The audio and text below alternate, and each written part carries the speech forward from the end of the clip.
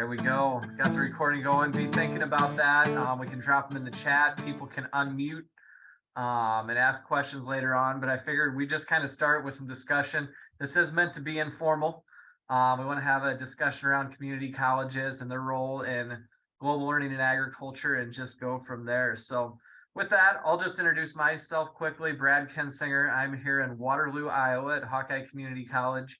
I'm director of the Global Agriculture Learning Center, but also in the near future, about a month from now, be transitioning to a dean's role, looking over agriculture, but also hospitality and culinary arts at Kirkwood Community College, just about an hour south and so forth. But with that, we've got Julia and Kevin with us. If you guys just maybe want to introduce yourself, the institution that you're at, and just your experience with global agriculture, and then anything else that you think we should know. Okay. Yeah, I'll go ahead. Yeah. Hi guys, I am Julia Diekman. I am an agriculture instructor at Eastern Iowa Community College, so on the southeast part of Iowa.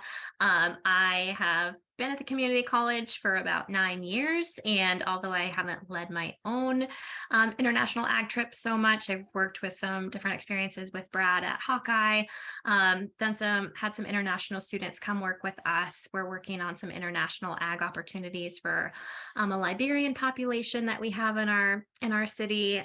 Did some China initiatives, so just done some different things with international ag there, and I primarily teach in the agronomy field. Yeah, hello everyone. My name's Kevin Butt. I teach agriculture up here at Ellsworth Community College in Iowa Falls, Iowa, which is kind of in the center part of the state, about an hour west of where Brad is at right now. So my main jobs here at the college is I teach all the precision ag coursework and all the beef production courses, and then a few other generic ag courses where it fits into my schedule. But my experience in global ag started when I was a student at Iowa State University many years ago, and had the chance to study abroad for 6 months in Slovakia, and that really just changed my whole perspective on things in terms of agriculture and a global perspective. And ever since I've been here at the college, we've always been looking for ways to do that, and we do a lot of that now. We have a partnership with a university in Germany, working through a colleague here at the college that is originally from Germany. So right now we were doing it for quite a few years, where we had students going to Germany for a couple months on an internship. That's going to start back up this spring. Thankfully, COVID has gotten down low enough to where we can make that happen again. But we're also working on taking groups. We took a group in 2019 to Germany, went to Agritechnica, and looking forward to do that again here in 2023. So. Thank you. So with that, just want to kind of set the stage, because maybe some of the folks joining us, or some that are going to be listening later on with the archived piece, maybe aren't as familiar with the community college setting. So maybe if you could just kind of share, what do you think community colleges do very well, and why are you proud to be at a community college and work day in and day out with folks at the community college? Go ahead, Kevin. Okay, well, I'm proud to be at a community college because I'm a community college product. I was one of those when I grew up here in Iowa Falls. I went to Iowa State for a semester. Things didn't end well, so I came back home here, went to Ellsworth for a year and a half, and was much better off when I went back to Iowa State the second time. So that's where I'm proud to be a community college graduate, and so that's why I'm proud to be back at the college. Because I've always said, if it wasn't for this college back then, I wouldn't be here today. So for me, what I think the vital role is, it's kind of a twofold thing. Part of that is we're kind of that ongoing piece for career and tech education, what you can't quite get done in a high school or get you ready, after high school. We're kind of that next step, so we can help prepare those kids going, to become the next, valuable person out there in the ag industry.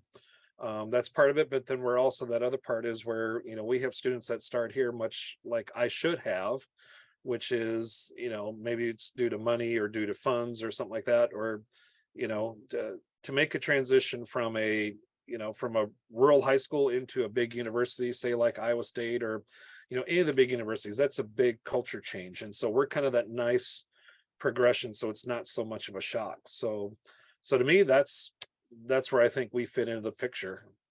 Very similar. So yes, we are an applied science degree for our agricultural program. So, I mean, most of those students are going directly into the workforce. And so we're giving them very specific applied information where they can take that and go directly to work. So kind of some benefits to that are, we can tailor the program to those employers' needs pretty easily. All of our students go out on internships every semester. So we just have super close connections with those businesses.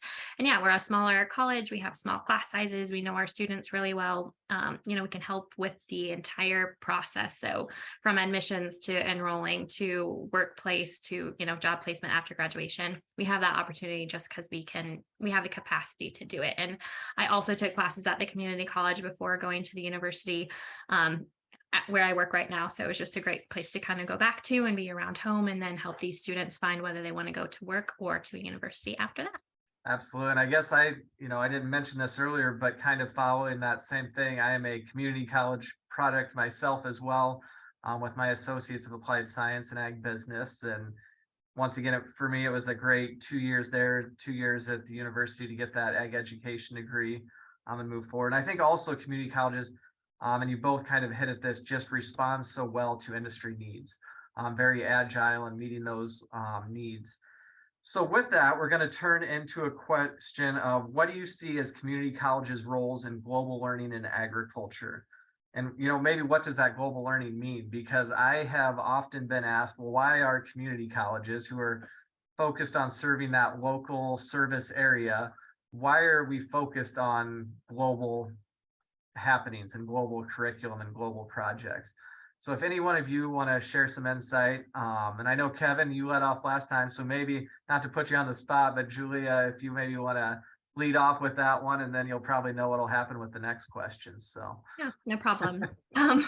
So global learning, just learning anything about, how can we connect to, agriculture on a global scale, on an international scale, and not just agriculture, but, cultural experiences, life experiences, educational experiences. I mean, it's important for any industry in any location, whether I think you're a community college, younger, a university, just in the workplace, understanding other individuals as humans and as a culture, I think are just important. So we do that at the community college, like we serve a lot of different communities within our Eastern Iowa Community College, just ourselves. So there are lots of people coming, whether they are refugees or whether they have moved here to have different jobs. So by talking about, a global agriculture, you can help connect those students to their communities and jobs as well. So I think that's kind of one of the reasons why we see that as important. And then, our students can go work anywhere. So they're producing products that are going to go around the globe. They're producing services that can be used anywhere. They're, they might be working internationally. So yeah, if they're going to work on a farm or they're shipping products or they're working that way, it's just a great way to show them the opportunities within the industry and that they can go wherever they want to work as well.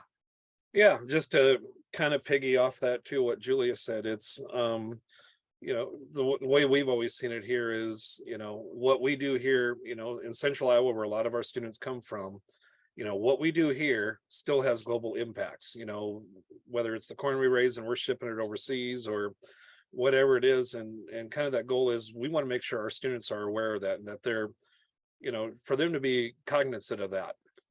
And so to try and get them that international experience, probably the best example, like I said, we've had students that go to Germany, is the first year we kicked that off, we sent a local student who originally didn't want to go because this was in the springtime and he had to go back to the family farm and run the family farm.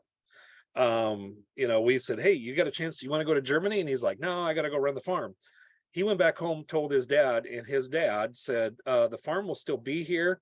Your bleep is on a plane to Germany, because if you go, you're going. And so he went and was over there for 2 months, came back, totally changed his life. And he was one of those, he said it, they farm 2,500 acres here. It's all corn, soybeans, and Hereford cattle for them. And over there, his family farm was not even 500 acres with like 17 different crops and about every, farm animal that you can imagine, including a cheese making factory on the farm, So it was just to get that experience, just to see that out of him. And he's planning to go back with us next year to Germany. He wants to go back. So, it's those stories is why we do this. Absolutely. And that piece is so big, just making those connections and students who didn't think they could do it or didn't want to step outside their comfort zone. And then you get those comments of, why was I ever doubting this? And those pieces. And that's just a huge part of it. Now, the next question, and I'm going to steal one from Dr. Daniel Foster here, the what if question, right? So, what if the money wasn't an issue and anything's weren't, the constraints weren't there? What could we do as community colleges to improve engagement with global learning in agriculture? If you pie in the sky dream, what would you do to increase the global learning at your institution or just community colleges in general? Part of me and the college that I'm at is I'm grateful that I have administrators that see the value in this. So they're very supportive, but I know there's other colleges that probably that administration piece is probably where the hang up could be. So that's part of it, but probably the bigger part is if there was the other part is getting the instructors, the Julias and the me, and the Dr. Fosters and the U's to experience this firsthand. And if, like in other things, if you get an instructor to see what this is and you get them to see what it is, they're going to go, this is a great thing. And then they're going to get their kids involved. And it's not so much exciting the kids, it's getting the instructors and the advisors to see the value in it and getting them involved. Yeah, just being somewhere we have a few more budget constraints, I would love to take students on an international lead trip. We have done internships for our students as well. Like Kevin had said, we've set them up for them. But just to lead a group, because oftentimes we'll hey, we've initiated or we try to get them and we have 2 or 3. We don't necessarily get enough traction to take them. And if you could not have that budget constraint and just go, I think that would be ideal. Or really pie in the sky. If we can say no, everyone should have a global component, even if it's not traveling internationally, but if they have that educational piece, which we do put into our curriculum, but just hey, if you had that time or money that wasn't counted against you, I think that would be ideal. And not just for agricultural students either, but for any audience. Absolutely. And those that are joining us, if you do have questions, you can start dropping them in the chat, or we can turn to you here in a moment, and you can even unmute and ask those questions. But something you mentioned there, Julia, kind of made me think, and I know we've talked a lot about global learning and we've talked a lot about actual mobility and travel to other places. As we look at, creating greater access for students, removing those barriers, because sometimes it is financial, sometimes it's just family obligations at home. People can't be away from home. Is there a way that we can incorporate practices or lessons into our programs that allow students to still get that exposure or that experience? And one that I can think of, Julia, is maybe if I can remember right, when you were in Kenya, you had the opportunity even just to zoom back and talk with those students, maybe share that experience or just some other experiences of how we can bring the world to those students, maybe without traditional travel. Yeah, so one experience when I traveled with Brad to Kenya, and it was during the semester, so my students were actually still in class, so I kind of got away with it because I said I would tie assignments into my trip as well as Zoom. So my students crowded into a room and were able to just kind of Zoom with me while I was on that experience. I posed them some questions and things like that. So that was one example. Just another way we do that. So for example, if I'm teaching soil science, hey, around the globe, what is the soil like in this place? And how can you use that for, food production or crop production or whatever, just so that they've never really thought, oh yeah, soil is this different somewhere else. Or for our natural resources class, for example, same thing, what resources do we have in this place, or bringing in different case studies on or from around the world. And then, like I said, we have a number of different students. So can we work with different cultural groups or those different student groups to kind of work together and do activities so we can learn from different organizations around our town or on our campus as well? Those are some of the things that we have done so far to tie that back in. Absolutely. And Kevin, some of your experiences, and maybe we'll see if I remember this correctly, but do you even have a course maybe focused on global agriculture a bit? Yeah, we have a course here. It's a 3-credit course, Global Ag. It just wrapped up actually yesterday. My colleague Eric teaches that. And so, yeah, that's been part of our experience. Just, students that can't travel, still get to experience what agriculture is like, through looking through some things. Um, Through some of our connections, our students have gotten to visit with folks across, outside the border, just to see what agriculture is, but then also, try and see what it's like for other people to see what what we do and how we do things here. I know Eric tries to flip the table back and forth, so um but we've too. I mean, when I was in Germany back in 2019, we um I was over there same thing, while I was in class. So as I was at Agritechnica, John Deere, that was when John Deere just came out with their whole X series combines and tractors, the autonomous tractors. So I did pictures and I was sending that back to students going, guess what we got to see today?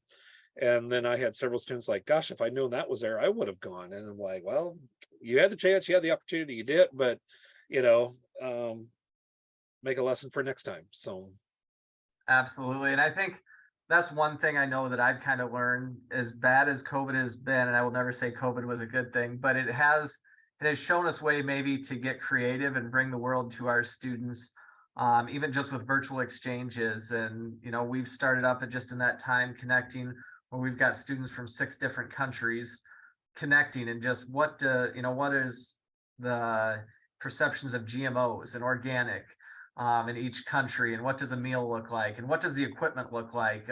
Doesn't matter whether you're in Iowa or you're in Brazil or you're in Denmark or Germany or wherever. Pretty opinionated on what the best color tractor is and all those. So there's some interesting discussions with that as well. So those pieces that we've learned and we can keep in the classrooms as we add back in that travel component and so forth. With that, I do want to throw it out. If there's any questions from those who are joining us, like I said, feel free to throw those in the chat, or if you want, you certainly can unmute and jump in. I did receive one message that somebody's battling some Wi-Fi issues, so they're kind of in and out and some of those things. But is there any questions from those joining? And maybe what I'll do too is, if there's some questions out there, I kind of have one more question that we can ask, and we can have that. Otherwise, we certainly have quite a bit of good content here for people to catch up on.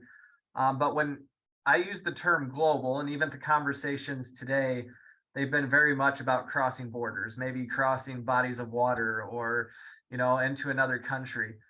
But I'm curious what your thoughts are. Is, can we learn what is global? Is global also different parts of the United States? Because what they grow in Oregon and Washington versus what we grow in Iowa versus what's happening in Maine or Florida or Louisiana, it's very different. Do you see any opportunities in that realm, or maybe you are already doing it, or things you would like to do? If you could just maybe share some of those thoughts. yeah, to me, global is if it's outside Iowa, is the way I'll probably put it that way. One of the things that it just started up here recently is our colleges. We're working with 3 other colleges and an animal health company to look at some specific areas of animal science. And out of that, we developed a close relationship with a college in Georgia. And so this summer, their colleagues were up here this summer, and they're coming back. And their trip this past summer was kind of a fact-finding mission tour. They're coming back late spring this year with a group of students just to see what Iowa agriculture is, because down in Georgia, down there, it's all of chickens, peanuts, and cotton. And so that's what it is. And we don't have any of that up here. Well, we got the chickens, but down there, it's all poultry. There is no swine, there's no nothing. So they're coming up here just to see that. And then I'm getting ready to go down there in late January to kind of do the same fact-finding mission down there, in the hopes that next year we're going to take a group of students down just so we can go see Georgian or agriculture in the southeastern part of the U.S. because I doubt our kids have seen how peanuts are done. So I I don't often think of global within the United States. However, we do talk about the diversity of agricultural or topics within the United States as well.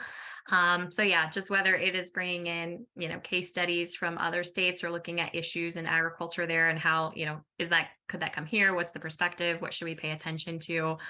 Yeah, whether it's different crops, because we don't focus a lot on those just due to the time, but like, hey, this is something that if you were here, you could see. We do have different internship locations for our students within other states. It's narrowed down to about 5 different states, but still they have that opportunity. And then, yeah, for different programs. So for like our turf and landscape, every school year, they're going to go somewhere to a different state. And then with Kevin, we have PIS, which mostly is Midwest now, but still having the opportunity to work with different colleges and students to see what agricultural experiences are around the country is, yeah, I think just as important, but just another opportunity to offer our students. And one thing I wondered, I'm going to love to maybe learn about this, hear about this more, Kevin, is I wonder sometimes if we can push students out of their comfort zone, even just to travel to another part of the, country, does that then give them the courage to, I'm going to travel, now I'm going to travel outside the country? And is that almost, a leap board to that? So I'll be curious to see how that does. And we've even talked about, could you take students and, meet them at the Mississippi River where they're putting it on the barge and look at the terminals and make your way all the way down the Mississippi, down to New Orleans, into the port where it's leaving the country, and what are some of those opportunities? So that's very good. So I'm seeing some things in the chat here. So we'll maybe grab a couple of these questions before we wrap up here. So from Thomas, stealing this question from a sustainability podcast. If you were at a party or social gathering and could only share one thing about your job or what you have learned through your engagement with community colleges that you would want to wow others at the gathering with, what would that be? That's a good question. Anybody brave to take that one? I guess it's maybe not just one thing, but just the opportunity. Working at a community college, you do, and I'm sure at a university too, I don't know, I haven't had that experience, but you get to know those students, and many of them do stay within a region. So you get to see what they're doing, you get to see them work their way up to different positions. So me coming into a job, I may not have known that many businesses, but now, there's like hundreds of students out there. So your community just balloons to like, oh, now this person at this location. And it's just the ability to grow your network within the industry and see the students and how they have taken that knowledge and built on that as well. I mean, that's not a super exciting wow factor, but it's just something that you really get to see how they've taken those skills and built on them. That's really cool. I was going to say the same thing, just to see what, just today I had a student, he's graduating here this week, and, he came up, he gave me a hug, and he's like, thank you. He was here a little bit longer because, wasn't the most studious student to begin with, but he kicked it into gear, and kind of got emotional because as he's trying to say thanks for everything, he's starting to get teared up, and I'm starting to tear up, and I'm like, just to see that, and just to see where his future will go, because I've had numerous stories like that in the past where that's happened, and just to see where they end up, to me, that's why I'm here. There's other days where sometimes we question why are we here, but it's those that override those other days that make this I wish I was a community college ag instructor or sooner than later. Absolutely. And I would echo both what Julia and Kevin shared, but I'm also going to share something maybe with a little different lens. And I'm going to steal this term from Kevin. So Kevin, tell me if I mess it up. But co-opetition. So the community colleges, and that is something that was coined by Kevin, so he gets full credit. But we've got 15 community colleges in the state of Iowa, and they don't all have ag, but most do. And so yes, we're in competition for students in the state of Iowa, but at the same time, we cooperate very closely and we work together very closely. So taking that cooperation and that competition piece and putting it together in one word. And that's one thing that I've enjoyed about the community college system, is just that willingness to work together. And even as I've gotten to know people outside of the state, I would say it even extends beyond the borders, because we truly are all in this together. So here's kind of a question, maybe kind of a wrap up, coming from Megan. Interdisciplinary interdisciplinary collaboration opportunities from our perspective. So for instance, do you work closely with instructors from other content areas such as communications, English, economics, when creating global ag learning opportunities? I don't know, Kevin or Julia, I'll let you guys fight over who takes that one first. I can easily answer that Oh. question. That's fine. Yes, we do. My campus is rather small, like I said, so I have, different people upstairs in my building in different departments, as I'm sure many people do. And we get together pretty regularly as a group of faculty members. So I haven't a ton, I guess, on global ag specifically, but on global learning and educational opportunities. Yes, we've tied in. So like I've worked with our psychology department before just to provide some international student experiences. So international students coming here and just talking about agriculture in Iowa. We've worked with our economics instructors and department because they work with sister cities. So also, what does that look like when they have visitors here or we send students there? And so we've brought in a few agriculture perspectives there.